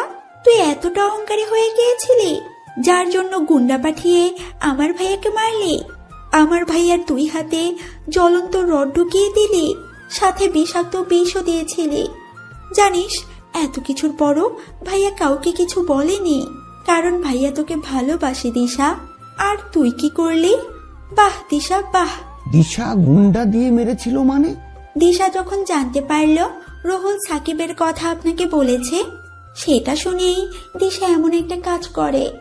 তুই চিন্তা করতে পারছিস আমার ভাইয়া তোকে কতটা ভালোবাসে, যে নিজের জীবনের কথা চিন্তা না করে প্রিয় মানুষটার এমন ঘৃণিত কাজের কথা কাউকে বলেনি, আমাকেও বলতে চায়নি। কিন্তু আমি ভাইয়ার থেকে তার ভালোবাসার কসম দিয়ে কথাটা জানতে পেরেছি। মিথিলা কথাগুলো বলে সেখান থেকে চলে যায়। আরিফ চৌধুরী আর জাহানারা বেগম নিশ্চুপ হয়ে বসে আছেন। তারা রাহুলের সাথে কালকে যে ব্যবহারটা করেছেন, এরপর তারা আর কিছু বলবে কি করে? দিশা মিথিলার মুখে সব শুনে নিস্তব্ধ হয়ে যায়। দিশা তার রুমে চলে যায়। দিশা রুমে গিয়ে কি করবে বুঝতে পারছে না। দিশা রুমে গিয়ে চিঠিগুলো বের করে জ্বালিয়ে দিল। দিশার যেন কান্নার বেগ বাড়তে লাগলো। এদিকে রাহুল নিচে এসে খাওয়া দাওয়া করে আয়ানকে নিয়ে ছাদে চলে যায়। কিছুক্ষণ ভাবি এসে রাহুলের পাশে দাঁড়ান। তখন রাহুল বলে, ভাবি কিছু বলবে? তোর কি হয়েছে আমায় বল। তুই গেলি হাসি মুখে আর ফিরলি কালো মুখে। ভাবি সবকিছু বললাম ভাবিকে। এখন কি করবি? ডিভোর্স হয়ে যাবে। রাহুলের ফোন বেজে ওঠে। রাহুল ফোন নিয়ে কিছুটা দূরে চলে যায়। কিছু সময় পর কথা বলে রাহুল তার ভাবির কাছে চলে আসে। তখন ভাবি বলেন, কে কল দিয়েছিল আর কোথায় যাবি? পুরনো কিছু আগাছা পরিষ্কার করতে। আগাছা পরিষ্কার করার সময় হয়ে গেছে। রাহুল তুই কিন্তু। ভাবি তুমি তো সব জানোই, তাহলে আর কিছু বলবে না প্লিজ। কবে যাবি তুই? আজকে রাতেই যাব। আচ্ছা। রাতের বেলা রাহুল তার ভাবিকে বলে বেরিয়ে পড়ে তার কাছে। রাহুল পুরাতন জঙ্গলের ভিতরে বাড়িতে প্রবেশ করে তার গুপ্ত জায়গায় চলে যায়। সেখানে গিয়ে রাহুল সবার সাথে কথা বলে সবাইকে নিয়ে কিছু সময় পর রেডি হওয়ার জন্য বলে তার নিজের রুমে চলে যায়। রুমে গিয়ে ভাই আর মেয়ের ছবির দিকে তাকায় আর মা আর ভাইয়ের সাথে কাটানোর সময়গুলো মনে করে রাহুলের চোখ ভিজে ওঠে। রাহুল চোখের জল মুছে বলে ওঠে, মা ভাইয়া তোমাদের খুনিদের আমি খোঁজ পেয়ে গেছি এবং খুব তাড়াতাড়ি শেষ করে দিব। আজকে একজনের জীবনের শেষ দিন হতে চলেছে। আমায় তোমরা আশীর্বাদ করো শুধু। রাহুল তার টিমের সবাইকে নিয়ে বেরিয়ে পড়ে একটা ফ্যাক্টরির উদ্দেশ্যে। ফ্যাক্টরিতে পৌঁছে কোনো কথা ছাড়াই গুলি করতে লাগে। মুহূর্তের মধ্যেই ফ্যাক্টরি পরিণত হয় শ্মশানে। রাহুল ফ্যাক্টরি থেকে কিছু কাগজ নিয়ে বের হয়ে যায় এবং বোমার ফ্যাক্টরি উড়িয়ে দিল। রাহুল সবাইকে চলে যেতে বলে। রাহুল চলে যায় তার বাড়িতে। রাহুল বাড়িতে গিয়ে ফ্রেশ হয়ে এসে ঘুমিয়ে পড়ে। পরদিন সকালে নিউজে বলছে কয়েকদিন আগের সর্দারের পোস্টারে তাহলে সত্যি হলো। সর্দার তার আগমনের চিহ্ন দিয়ে দিয়েছে। কালকে রাতে একটা পরিত্যক্ত ফ্যাক্টরিতে তৈরি হওয়া বিষাক্ত কেমিক্যালের মেশিন ও সকল লোকেদের হত্যা করা হয়েছে। সর্দারের next target mafia king Tony ভাই। পরের দিন সকালে রাহুলের ঘুম থেকে উঠে নাস্তা করে বের হয় গ্রামের দিকে। রাহুল তার বাজারে চলে যায়। সেখানে গিয়ে দেখতে পায় তার সব বন্ধুরা বসে আড্ডা দিচ্ছে। রাহুলও তাদের সাথে আড্ডায় যোগ দিল। এদিকে দিশা সকালে ঘুম থেকে উঠে নাস্তা করে বের হয়ে যায় কলেজের উদ্দেশ্যে। কলেজে গিয়ে সবার সাথে আড্ডা দিয়ে বসে সবাই কথা বলছে, হাসাহাসি করছে। কিন্তু দিশা কেন জানি হাসতে ভুলে গিয়েছে। তার মনে হচ্ছে তার কাছ থেকে কিছু একটা হারিয়ে যাচ্ছে। সব মিলিয়ে দিশা সবকিছু বিরক্ত লাগছে। দিশা কোনো কথা না বলে বাসায় চলে আসে। বাসায় এসে নিজের রুমে গিয়ে বসে পড়ে। দিশা কি করবে বুঝতে পারছে না। এইভাবে কেটে যায় 10 দিন। এই 10 দিনে দিশা বুঝতে পেরেছে রাহুল তার সাথে মিশে গেছে। দিশা রাহুলকে ছাড়া থাকতে পারবে না। দিশা প্রতি মুহূর্তে রাহুলকে মিস করছে। দিশা বুঝতে পারছে না কি করবে। আমার এমন কেন হচ্ছে? আমি তো রাহুলকে সহ্য করতে পারি না, তাহলে কেন রাহুলের কথা আমার বারবার মনে হচ্ছে? আচ্ছা, তাহলে আমি কি রাহুলকে ভালোবেসে ফেললাম? হ্যাঁ, হয়তো আমি রাহুলকে ভালোবেসে ফেলেছি। দিশা ফ্রেশ হয়ে বাসা থেকে বের হতে যাবে, তখনই আরিফ চৌধুরী বললেন, কোথায় যাচ্ছ তুমি? বাবা, মিথিলার কাছে যাচ্ছি। কেন? বাবা, আমায় রাহুলের কাছে যেতে হবে। আমার এমন কাজের জন্য ক্ষমা চাইতে হবে। কেন, ছেলেটাকে আবার মারবি? না মা, নিজের কাজের জন্য ক্ষমা চাইবো। কিন্তু রাহুল তো ডিভোর্সের কাগজ পাঠিয়ে দিয়েছে। এই যে কাগজ। দিশা কাগজটা ভালো করে একবার দেখে কাগজটা ছিঁড়ে ফেলে দেয় আর বলে, আমি এই ডিভোর্স মানি না, আমি গেলাম। দিশা মিথিলার উদ্দেশ্যে বেরিয়ে পড়ে। দিশা মিথিলার বাসার সামনে এসে বেল বাজায়। কিছুক্ষণ পর মিথিলা এসে দরজা খুলে দিল। দিশা মিথিলার হাত ধরে বলে ওঠে, দোস্ত, তুই আমায় ক্ষমা করে দে। তুই আমায় রাহুলের কাছে নিয়ে চল প্লিজ। কেন, আর কিছু বাকি আছে যা তুই আমার ভাইয়ের সাথে করিসনি? না এখন প্রাণে মেরে ফেলবি? দোস্ত, তুই এত নিষ্ঠুর হোস না। আমি তোর পায়ে পড়ি, প্লিজ তুই আমায় নিয়ে চল। আমি এই কয়দিনে বুঝতে পেরেছি রাহুল আমায় কতটা জুড়ে আছে। আমি পারবো না আমার ভাইকে আর কষ্ট পেতে দেখতে। এখন গিয়ে বন্ধুত্ব করবি, তারপর আবার আঘাত করবি। তার চেয়ে ভালো হবে তুই সরে দাঁড়া আমার ভাইয়ের জীবন থেকে। একটা ছেলে কতটা ভালোবাসলে নিজের আলিশান বাড়ি ছেড়ে তোদের বাসায় চাকরের কাজ করে। তোর ভালোবাসা লাগবে না আমার ভাইয়ের। যা তুই এখন। কি বলবো আমি বুঝতেই পারছি না। আমি পাথরের ন্যায় শক্ত হয়ে গেলাম। মিথিলা যখন আমার সামনে থেকে চলে যাবে, তখন আমি মিথিলার পা জড়িয়ে ধরে কান্না করে বললাম, আমায় একটু দয়া কর তুই। আমি আমার ভুল বুঝতে পারছি, আমায় একটিবার ক্ষমা করে দে তুই, প্লিজ মিথিলা, প্লিজ। মিথিলার বাবা মা এসে বলেন দিশাকে যেন রাহুলের কাছে নিয়ে যায়। মিথিলা দিশাকে তার পা থেকে তুলে বলে, এবারে কিন্তু তোর শেষ সুযোগ। এরপর আমার ভাইয়ের সাথে খারাপ ব্যবহার করলে তোর খবর আছে কিন্তু। তবে আমি জানি না ভাইয়া তোকে ক্ষমা করে দিবে কিনা। আজকে মামা কল দিয়েছিল, আজকে ভাইয়াকে দেখতে মেয়ে পক্ষ আসবে। হ্যাঁ, কথা দিলাম এমন কাজ আর কখনো করব না, কখনোই হব না আমি বেঁচে থাকতে। তাহলে চল। কালকে আমরা সবাই যাব। তুইও কালকে আঙ্কেল আন্টিকে নিয়ে আমাদের বাসায় চলে আসিস। আচ্ছা। দিশা খুশি মনে বাসায় চলে আসে, কিন্তু মিথিলার শেষের কথা শুনে তার কেমন জানি ভয় হতে লাগলো। এদিকে রাহুল বাসায় এসে খাওয়া দাওয়া শেষ করে রুমে চলে আসে। রাহুল তার ল্যাপটপে বসে কাজ করছিল, তখন রাহুলের ফোন বেজে ওঠে। রাহুল ফোন হাতে নিয়ে দেখতে পায় আননোন নাম্বার। রাহুল ল্যাপটপের সাথে ফোন কানেক্ট করে দেখতে পায় টনিফাই নামে সেভ করা। রাহুল ফোন রিসিভ করে বলে, জেনে গেছিস তাহলে তোর ভাই আমার হাতে? দেখ, তুই কিন্তু কাজটা ঠিক করছিস না। তুই এবং তোর ভাই মিলে আমার মা আর ভাইকে মেরেছিস, তখন মনে ছিল না? এবার দেখবি ভাই হারানোর ব্যথা কেমন হয়। দেখ তুই কি এবার দেখবি তো তুই কি হয় সামনে। তোর সাথে অনেক হিসাব পরিষ্কার করা বাকি আছে টনি। তোর পরিবারের সবাইকে শেষ করে দিব আমি। আচ্ছা কর, কালকে তোকে দেওয়ার জন্য একটা পার্সেল রেডি করে রেখেছি। পার্সেল ডেলিভারির টাইম রাত 12টা থেকে 30 মিনিট। রাহুল ফোনটা কেটে দিয়ে আবার কাজে ব্যস্ত হয়ে যায়। আর টনিফাই কল দিল তার লক্ষ্যে। হ্যাঁ ভাই বলেন। আমি ওর পরিবারের ইনফরমেশন চাই। আমি জানি আমার ভাইকে আমি বাঁচাতে পারবো না, তার চেয়ে ওর পরিবারের সবাইকে শেষ করে দিব আমি। বস, আমি কিছুক্ষণের মধ্যে আমি পাঠিয়ে দিচ্ছি আপনাকে। আচ্ছা, আর শোন, সাবধানে থাকবি। ভাই। ওই বস যখন ফোন রেখে বের হতে যাবে, তখনই কয়েকজন এসে বসকে নিয়ে যায়। আর রাত 12টায় রুমের ভিতর থেকে বস চিৎকার করছে, কিন্তু কেউ শুনছে না। 12:10 রুমে প্রবেশ করে বহুরূপী ভয়ঙ্কর হায়না সর্দার বস তখন বলে, দেখো সর্দার, আমায় ক্ষমা করে দাও। তুমি চাইলে আমি টনির সকল ইনফরমেশন তোমার দিয়ে দিব, তবু আমার ছেড়ে দাও। আমার মা ও তোদের আমার ভাইকে ছেড়ে দিতে বলেছিল, কিন্তু তোরা ছেড়ে দিয়েছিলি কি? আমার অনেক বড় ভুল হয়েছে, আমার ক্ষমা করে দাও।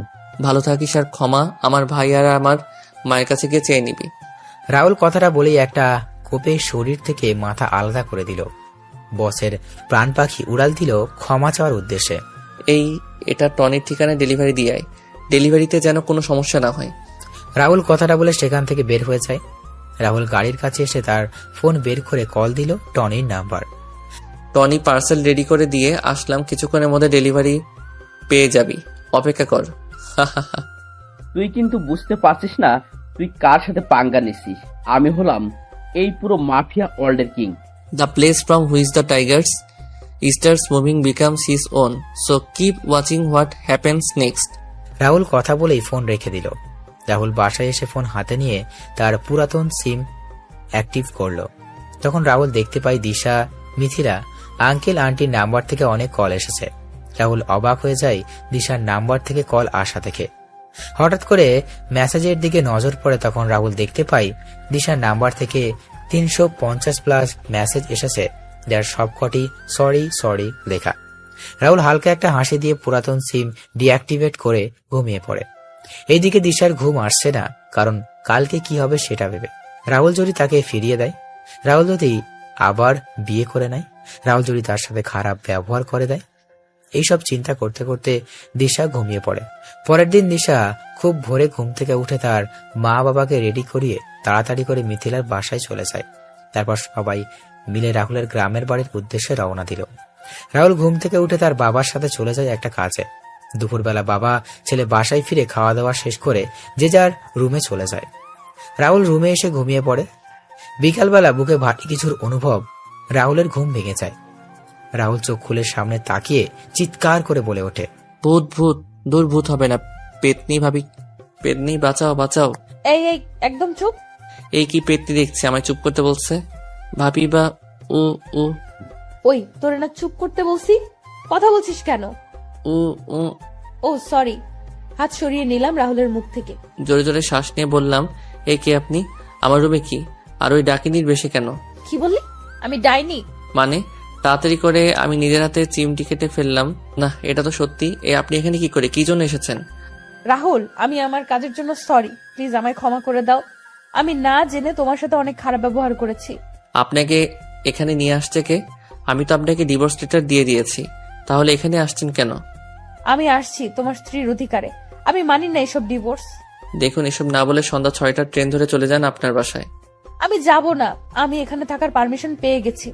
কে দিয়েছে আপনাকে এখানে থাকার পারমিশন? আমার শ্বশুর মশাই দিয়েছে। বাবা ভালো হয়েছে আপনি থাকুন, আমি চলে যাব কালকে এখান থেকে। বাবা রাহুল, এদিকে আয় বাবা। হ্যাঁ আঙ্কেল। আমাদের ক্ষমা করে দে বাবা, আমরা না বুঝে ওই দিন তোর সাথে বাজে ব্যবহার করেছি, তোর গায়ে হাত তুলেছি। আরে আঙ্কেল, আমি তেমন কিছু মনে করিনি।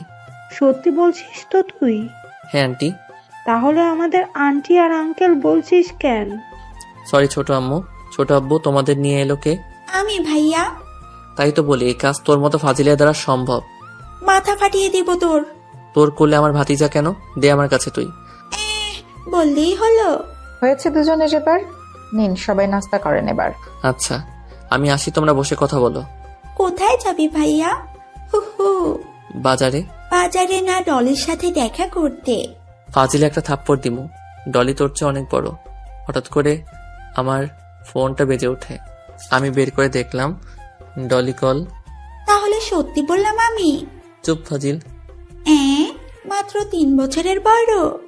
হ্যালো রনি, বলো। হ্যাঁ আসছি। মিথিলা, এই ডলি কে রে? ডলি হচ্ছে ভাইয়ার বান্ধবী। ডলি আপু ভাইয়াকে পছন্দ করে। ভাবি, ডলি আর রাহুল? ডলির সাথে রাহুলের বিয়ে ঠিক হয়েছে দিশা। ভাবি কি বলছো কি তুমি? হ্যাঁ, রাহুল নিজেই সবকিছু ঠিক করেছে। কিন্তু রাহুল আর দিশার তো ডিভোর্স হয়নি। তাহলে আমি রাহুলকে বলেছিলাম, কিন্তু রাহুল বলল ডিভোর্স হয়ে গেছে, আর ডলিকে নিয়ে আজকে শপিং এ যাবে বলেছিল। আমি বেঁচে থাকতে রাহুলকে আমার থেকে কেউ কেড়ে নিতে পারবে না।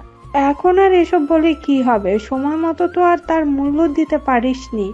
তার চেয়ে চল, বাসায় চল। না বলছি না, আমি এখানে থাকবো। আমি আমার অধিকার ছেড়ে কোথাও যাচ্ছি না। মারে, এখানে থেকে কোনো লাভ হবে কি তোর? শুধু শুধু কষ্ট পাবি। আমার ভালোবাসা, আমার স্বামীর অধিকার ফিরে পাওয়ার জন্য কষ্ট পেতে রাজি আছি। রাতে যখন রাহুল বাসায় ফেরে, তখন দিশা দেখতে পায় রাজের হাতে শপিং ব্যাগ। রাজ দিশার দিকে তাকিয়েও না তাকানোর ভান করে রুমে চলে যায়। দিশা রাহুলের পেছন পেছন রুমে যায় আর বলে, কোথায় ছিলে আর হাতে ব্যাগ কিসের? যেখানে ইচ্ছা ছিলাম, তাতে আপনার কি? আপনাকে না বলেছিলাম আপনার বাসায় চলে যেতে? আমি আমার স্বামীর বাড়ি ছেড়ে কোথাও যাচ্ছি না। কে স্বামী? কিসের স্বামী? তুমি আমার স্বামী। ফালতু কথা বাদ দিয়ে এখান থেকে বের হয়ে যান, ভালোই ভালোই বলছি।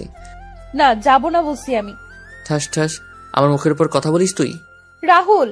কোনো কথা না বলে রুম থেকে বের হয়ে যায় এখনই। দিশা কান্না করতে করতে রুম থেকে বের হয়ে ছাদে চলে যায়।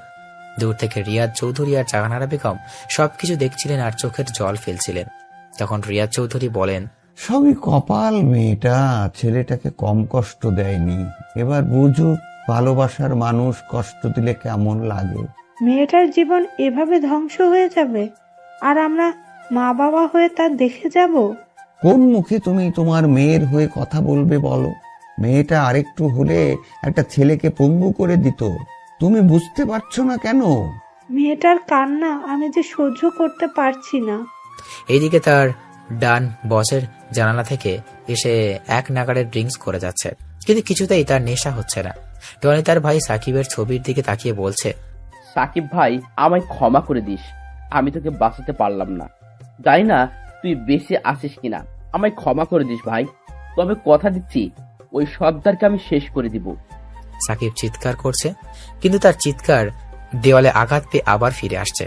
হঠাৎ করে দরজা ঠেলে ভিতরে প্রবেশ করে রাহুল। রাহুলকে দেখতে পেয়ে সাকিব বলে ওঠে, রাহুল তুই? সর্দার বলো। কি তার মানে তুই সর্দার? হ্যাঁ আমি সর্দার। তুই আর তোর ভাই মিলে আমার ভাই আর মাকে মেরেছিস, সাথে আমার ভালোবাসাকে আমার থেকে দূরে সরে করেছিস। এবার তোকে আমি পৃথিবী থেকে দূর করাবো। দেখ, আমার ভুল হয়েছে, আমায় ক্ষমা করে দে। আমি আমার সকল কাজের জন্য অনুতপ্ত। আমি সবকিছু স্বীকার করে নিচ্ছি। তো আমার আদালতে আমি কাউকে ছাড় দেই না, তোরও কোনো ছাড় নেই। যা তুই চলে যায়, খুব তাড়াতাড়ি তোর ভাইকেও পাঠিয়ে দিব। কথাটা বলে রাহুল তার পিস্তলের সকলগুলি সাকিবের শরীরে ঢুকিয়ে দিল আর তার লোকেদের বলল লাশটা যেন টনি ঠিকানায় পৌঁছে যায়। রাহুল বাসায় চলে যায়। রাত 8টায় টনি বসে আছে আর তার ভাইয়ের প্রাণহীন হিম শীতল দেহের কাছে। টনির চোখ থেকে পানি ঝরছে আর মনের ভিতর আগুন দাউ দাউ করে বাড়ছে। টনির সমস্ত লোকেরা এসে জমা হয় তার বাড়িতে। এইদিকে রাহুল বাসায় ফিরে ফ্রেশ হয়ে এসে সবার সাথে কিছু সময় আড্ডা দিয়ে খাওয়া দাওয়া করে তার রুমে চলে যায়। রাহুল সবেমাত্র বিছানায় শুয়েছে, তখনই দিশা রুমের দরজা ঠেলে ভিতরে ঢুকে দরজা লাগিয়ে দিল। রাহুল সামনে তাকিয়ে দিশাকে দেখে বলে ওঠে, কি ব্যাপার, আপনি আমার রুমে কেন? আমার জামাইয়ের রুমে আমি থাকবো না তো কে থাকবে? জামাই মানে? আপনাকে বললাম না আমাদের ডিভোর্স হয়ে গেছে। আমার আগের কাজের জন্য আমি ক্ষমা চেয়েছি, তো তাহলে কেন এমন করছো? আপনি অন্য রুমে গিয়ে ঘুমিয়ে পড়েন, শুধু শুধু ঝামেলা করছেন কেন? আমি যাব না, আমি এই রুমে ঘুমাবো। দিশা কথাটা বলে যেই বিছানায় উঠতে যাবে তখন রাহুল দিশার গালে ঠাস ঠাস করে থাপ্পড় বসিয়ে দিয়ে বলে ওঠে, বিছানায় উঠছেন কেন? তাহলে কোথায় ঘুমাবো আমি? আর তুমি আমায় মারলে? মাটিতে বা বেলকনিতে ঘুমাতে পারেন, এটা কেবল শুরু, গুনে গুনে হিসাব হবে। বাইরে তো অনেক ঠান্ডা, তাহলে আমি ঘুমাবো কি করে? সেটা আমি কি করে বলবো? আচ্ছা। দিশা যখন বালিশ নিয়ে বেলকনিতে যাবে তখন রাহুল দিশাকে থামিয়ে দিয়ে বলে, থাক, আপনি বিছানায় ঘুমান, আমি সোফায় ঘুমাবো। আমি তো আর অমানুষ না। এক বিছানায় ঘুমালে কি হবে? ওই যে ছোট লোক মানুষ আমি। রাহুল সোফায় গিয়ে লাইট নিভিয়ে ঘুমিয়ে পড়ে আর দিশা তাকিয়ে আছে রাহুলের দিকে। রাহুল মাঝরাতে কান্নার শব্দ শুনতে পায়। রাহুল তাকিয়ে দেখতে পায় দিশা কান্না করছে। তখন রাহুল বলে, আবার যদি কান্নার শব্দ আমার কানে আসে তাহলে লাথি দিয়ে রুম থেকে বের করে দিব, যত সব ন্যাকামো। দিশা কান্না বন্ধ করে শুয়ে পড়ে। পরের দিন সকালে রাহুল নাস্তা করে বের হয়ে যায় বাসা থেকে। দিশা ঘুম থেকে উঠে বিছানায় খুঁচিয়ে নিচে চলে যায়। নিচে গিয়ে ভাবিকে বলে, আচ্ছা ভাবি, মানুষ ভুল করলে ক্ষমা চাইলে তো তাকে ক্ষমা করে দেয়, তাহলে তোমার ছোট ভাই আমায় ক্ষমা করছে না কেন? জানিস দিশা, আমার যাকে বেশি ভালোবাসি তার উপরেই কিন্তু রাগ অভিমান করি। রাহুলেরও তেমন হয়েছে। আমি কি করব এখন? রাহুলের সাথে সবকিছু জোর করে করবি, যদি কি না করতে বলে সেটা করবি, সবসময় রোমান্টিক মোডে থাকবি। আচ্ছা। দিশা ভাবির কথা অনুযায়ী কাজে নেমে পড়ে। কয়েকদিন রাহুল একটু রাগ দেখলেও এরপর আর দেখতে পারেনি।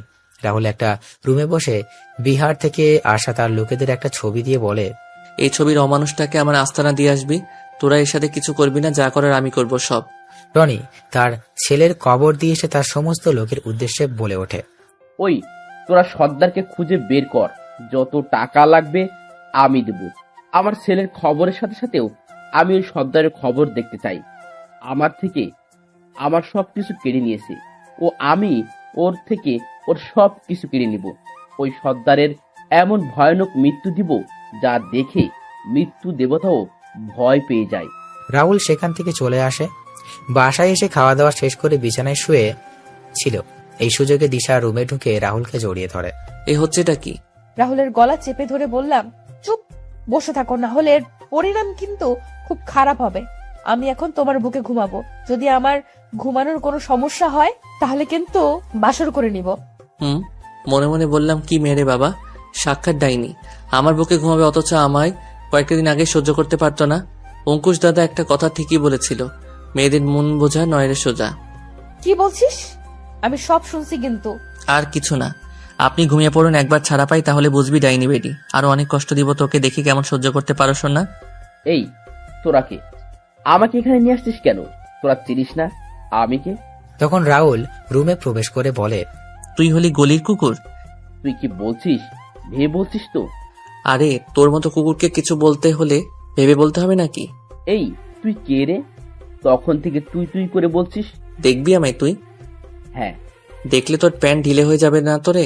তখন টনি রেগে বলে, এই কুত্তার বাচ্চা, সামনে এসে কথা বল সাহস থাকলে সব কয়টাকে মেরে এখানে পুঁতে রেখে দেব। তাই নাকি রে, এখানে পুঁতে ফেলবি? রাহুল এই কথা বলে সামনে এগিয়ে যায়। রাহুলকে দেখে টনির চোখ বড় হয়ে যায়। কেউ কিছু বলছে না। তখন রাহুল বলে, কি রে, নে আমায় মেরে পুঁতে ফেলবি না? পুঁতে ফেল আমায়। সর্দার। রে, আমায় মারার জন্য যাদের পাঠিয়েছিলি তাদেরকেও আমি তোর ভাইয়ের কাছে পাঠিয়ে দিয়েছি। এবার তোর পালা, তোকেও পাঠিয়ে দিব তোর ভাইয়ের কাছে। তুই এখনো বেঁচে আছিস? তোকে তোর ভাই এসিপি রাজ আর তোর মাকে না মেরে ফেলেছিলাম, তাহলে বেঁচে গেলে কি করে? তোরা কি ভেবেছিলি আমি মারা গেছি? তোর করা সকল অন্যায়ের পুরস্কার দেওয়ার জন্য আমি আবার ফিরে আসছি। তোরা আজ আমার পরিবারের সাথে যা করেছিস সেটা এখন তোদের সাথে করব। সর্দার ভাই, আমাদের ক্ষমা করে দাও, আমরা অনেক বড়